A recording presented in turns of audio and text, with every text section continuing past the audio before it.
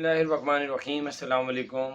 आप लोग अगर दुबई में रहते हैं तो दुबई में और यूएई में रहने वालों के लिए बहुत ज़बरदस्त जो है इंतज़ाम कर रही है यूएई की हुकूमत। उनका कहना है कि अब हमारा यूरोप के मुल्कों से, यूके से और अफ्रीकन मुल्कों से और यूएसए से और कनाडा, इन मुल्कों से हमारी बातचीत चल रही है। और क्योंकि जो यूएई में रहता है उनको किसी भी दुनिया में कहीं भी वो जाएं, क्योंकि वैक्सीन लगवा रहे हैं, हर चीज़ कर रहे हैं कि कहीं भी जाएं तो इनको करंटीना ना होना पड़े। तो इनकी बातचीत स्टार्ट हो गई है। कई मुल्कों ने इनको दे दिया है कि आप लोग करंटीना के बगैर जो है, अब वो ये चाह रहे हैं यूएई की हुकूमत कि आप चाहे अबू धाबी रहते हैं, शारजा, अजमान, रैसल खैमा, लाइन या दुबई कहीं रहते हैं तो आप किसी भी कंट्री में जाएंगे।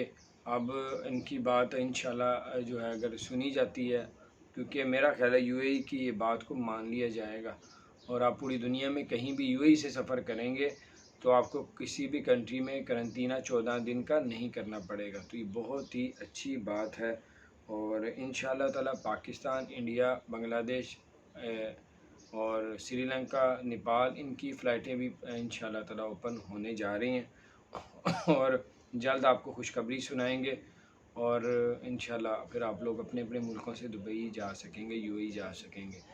क्योंकि ये सब कुछ फ़्लाइटें बंद करने का मकसद उनका सिर्फ यही था कि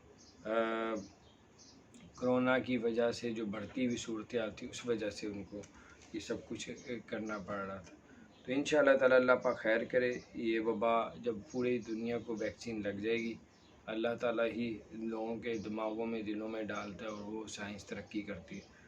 तो इंशाअल्लाह उससे बेहतरी आएगी और फिर ये करंटीना भी ख़त्म हो जाएगा पूरी दुनिया से और फ़्लाइटें भी रेगुलर हो जाएंगी। अपना ख्याल रखें, चैनल को सब्सक्राइब नहीं किया तो सब्सक्राइब